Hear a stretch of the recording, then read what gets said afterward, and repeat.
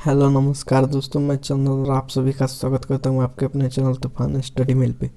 जैसा कि दोस्तों आप लोग जानते ही हैं कि हमने क्लास 8 की जो हमारी दुनिया का चैप्टर 1 है संसाधन नामक चैप्टर, उसको हमने पढ़ लिया है। आज उसके जो है लघु उत्तरीय और दीर्घ उत्तरीय क्वेश्चन को जो है हम लोग करने वाले हैं इस वीडियो में। इसके पहले एक वीडियो जो मैंने कल अपलोड किया था उसमें हम लोगों ने ऑब्जेक्टिव क्वेश्चन यानी जैसे एक खाली स्थान ये सब कर लिया था। ठीक है, खाली स्थान तक हम लोग कर लिए थे। अब आज हम लघु उत्तरीय क्वेश्चन और दीर्घ उत्तरीय क्वेश्चन करने वाले हैं। तो चलिए ज़्यादा देर नहीं करते हुए स्टार्ट करते हैं आज का वीडियो। लघु उत्तरीय क्वेश्चन का 1 नंबर है संसाधन की परिभाषा दे। ये दोस्तों संसाधन की परिभाषा, तो पिछले वीडियो में मैंने संसाधन की परिभाषा दे रखा है। अगर वो नहीं देखें तो प्लीज़ डिस्क्रिप्शन बॉक्स में लिंक है, वहाँ से जाकर देख लीजिए, क्योंकि इस वीडियो में मैं बता भी देता हूँ।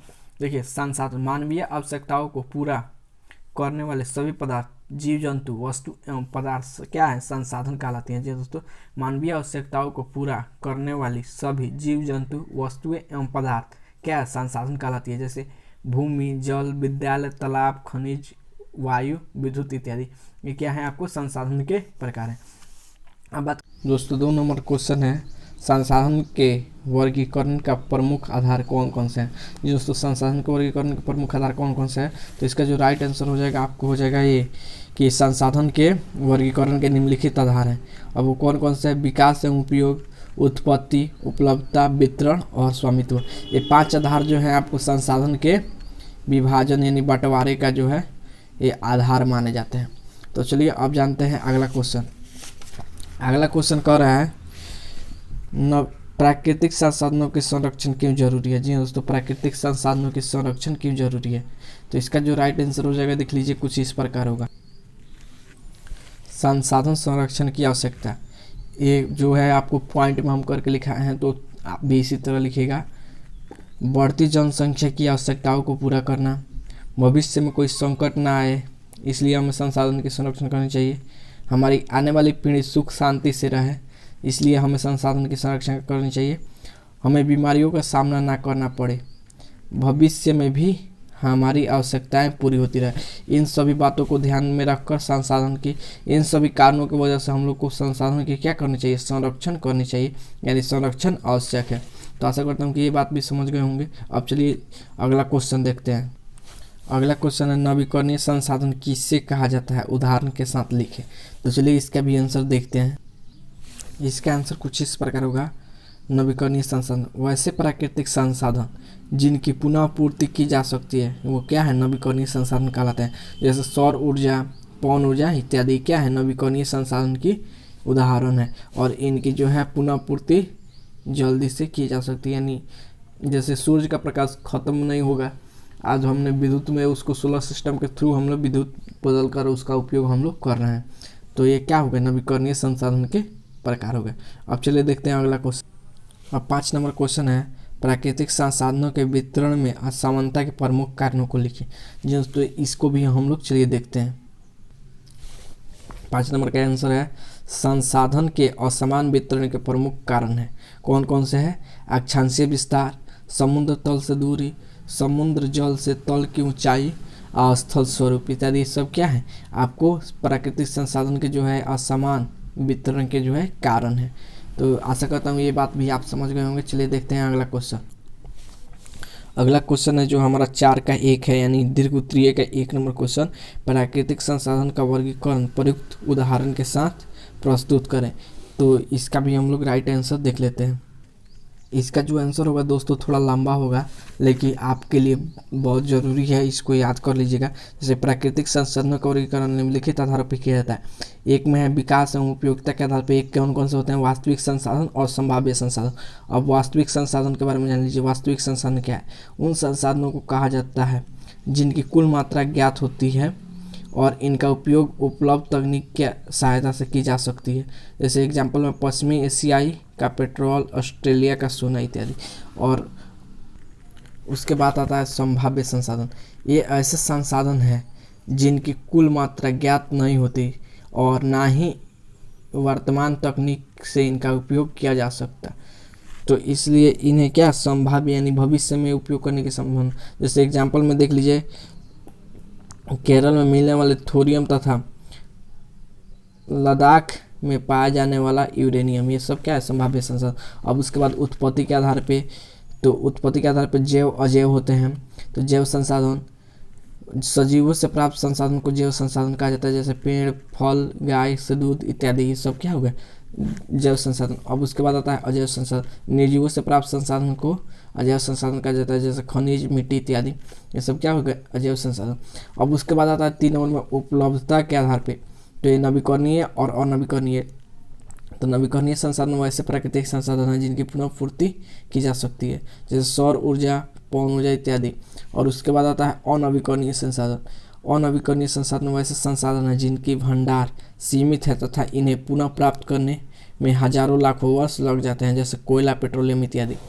और उसके बाद आता है वितरण के आधार पे, दोस्तों वितरण के आधार पे, तो सर्वत्र उपलब्ध संसाधन और स्थानीय संसाधन। तो सर्वत्र उपलब्ध संसाधन के बारे में जान लीजिए, ऐसे संसाधन जो सभी जगह पाए जाते हैं वो सर्वत्र उपलब्ध संसाधन कहलाते हैं, जैसे मिट्टी, पवन ऊर्जा इत्यादि, सौर। और उसके बाद आता है स्थानीय संसाधन। तो ये वैसे संसाधन है किसी क्षेत्र विशेष में पाया जाता है, जैसे कोडरमा में पाया जाने वाला अवरक, जादूगोडा में पाया जाने वाला यूरेनियम, छोटा नागपुर में मिलने वाला कोयला, ये सब क्या है, स्थानीय संसाधन के उदाहरण है। अब उसके बाद आता है स्वामित्व के आधार पे। तो स्वामित्व के आधार पे प्राकृतिक संसाधनों को 3 भागों में बांटा गया है, एक निजी, राष्ट्रीय, अंतर्राष्ट्रीय। तो निजी संसाधन वैसे संसाधन है जिसका स्वामित्व किसी व्यक्ति विशेष के पास होता है, वो निजी संसाधन कहलाते हैं, जैसे भूमि, तालाब इत्यादि, यानी किसी भी। इस सब को आपको समझना है तो हमारा पिछला वीडियो देख लीजिए, उसमें हमने डीपली से बताया है। इसमें हम आपको क्वेश्चन आंसर केवल करा रहे हैं, वीडियो को स्किप करके आप क्वेश्चन आंसर सब साथ में लिखते चलिए। इसका आंसर जो है आपको कम से कम 2 पन्ना में लिखना पड़ेगा, ठीक है। और उसके बाद आता है राष्ट्रीय संसाधन। तो इस पे राष्ट्र के अंदर में पाए जाने वाले सभी संसाधन क्या है, राष्ट्रीय संसाधन कहलाते हैं, जैसे खनिज, पेट्रोलियम इत्यादि। और उसके बाद आता है अंतर्राष्ट्रीय संसाधन। तो अंतर्राष्ट्रीय संसाधन वैसे संसाधन हैं जिनका रक्षा एवं उपयोग अंतर्राष्ट्रीय संस्थाओं, जिन दोस्तों अंतर्राष्ट्रीय संस्थाओं द्वारा किया जाता है, उन्हें अंतर्राष्ट्रीय संसाधन कहते हैं। जैसे समुद्र तल से 200 किलोमीटर के बाद के क्षेत्र में पाए जाने वाले उपलब्ध सभी संसाधन, ठीक है। तो आशा करता हूँ कि ये बात आप लोगों को समझ में आ गई होगी। ये प्राकृतिक संसाधन का वर्गीकरण और प्रमुख उदाहरण के साथ प्रस्तुत करने का जो आप लोगों को कर रहा था, इसका थोड़ा आंसर लंबा होगा। चलिए अब जानते हैं अगला क्वेश्चन। अगला क्वेश्चन है, संसाधन बनाए जाते हैं, उपयुक्त उदाहरणों के साथ स्पष्ट करें। तो चलिए इसको भी हम देख लेते हैं। 4 का दूसरा का आंसर हो जाएगा आपको, जब कोई व्यक्ति, जी दोस्तों, जब कोई व्यक्ति किसी संस्था से जुड़कर कोई तकनीक हासिल कर लेता है तो वो क्या हो जाता है, संसाधन हो जाता है।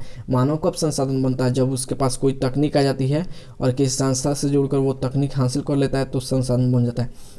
अब एग्जाम्पल यानी उदाहरण मांग रहा था, तो देखिए कोई बच्चा जन्म लिया, ठीक है, वो क्या हुआ, स्कूल से में गया, स्कूल से एजुकेशन हासिल किया यानी शिक्षा हासिल किया, और आगे चल के वो क्या, शिक्षक बन गया यानी टीचर बन गया, शिक्षक बन गया।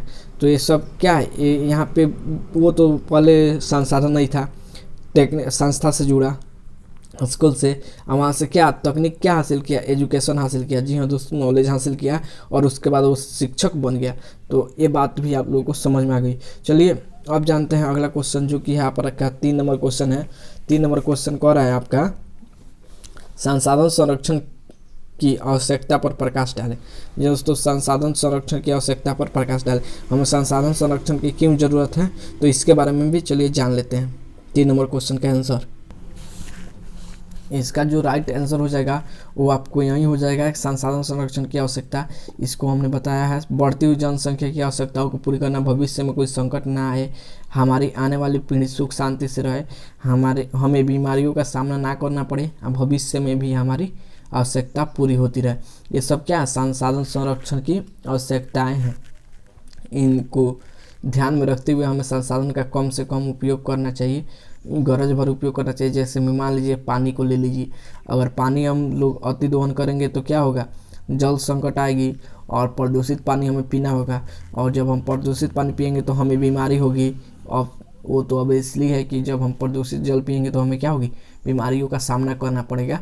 इसलिए हमें अभी से भी सतर्क रहना चाहिए ताकि हम उतना ही जल उपयोग करें जितनी हमें आवश्यकता है। तो चलिए अब जानते हैं अगला क्वेश्चन, जो कि है 4 का 4 नंबर क्वेश्चन। 4 नंबर क्वेश्चन है, संसाधनों के अत्यधिक दोहन से मानव संकट पैदा कर रहा है। इस कथन से आप कहाँ तक सहमत है? जी दोस्तों, आप कहाँ तक सहमत है? तो इसका आंसर दोस्तों आपको ही लिखकर हमारे टेलीग्राम पे भेजना है, जो आप लिख लीजिएगा और उसको आप कैमरे से फ़ोटो खींचकर हमारे टेलीग्राम पे भेज दीजिएगा। हम आपको देखना चाहते हैं कि हमें ये पढ़ाने से आपको कितना समझ में आ रहा है और आपको क्या फ़ायदा हो रहा है या नहीं। तो चलिए इसका हम थोड़ा सा आपको टिप्स दे देते हैं कि संसाधन के अति दोहन से मानव में कैसे संकट आता है।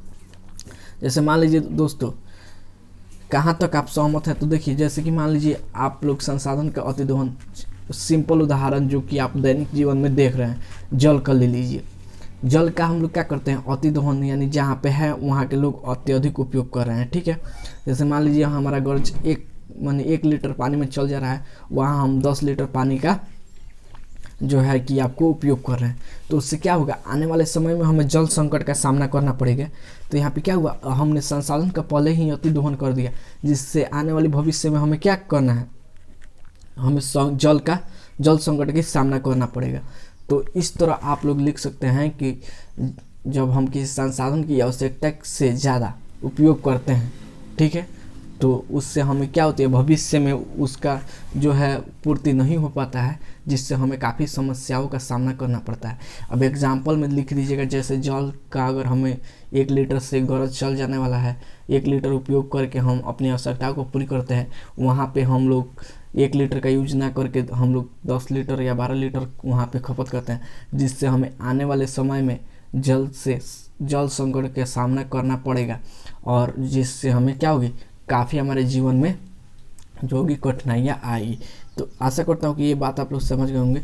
अगर आपको समझ में आ गया होगा तो ज़रूर आप टेलीग्राम पे लिख कर आप फ़ोटो खींच कर भेजिएगा, हम आपको सही करके रिप्लाई देंगे। अगर आप में कोई त्रुटि पाई जाती है तो हम टेलीग्राम पे आपको बताएंगे। टेलीग्राम का चैनल का जो लिंक है आपको डिस्क्रिप्शन बॉक्स में मिल जाएगा। तो चलिए, आशा करता हूँ कि ये वीडियो आप लोग को अच्छी लगी तो जाते जाते लाइक कर दीजिए, और चैनल पर नए हैं तो प्लीज़ चैनल को सब्सक्राइब कर दीजिए।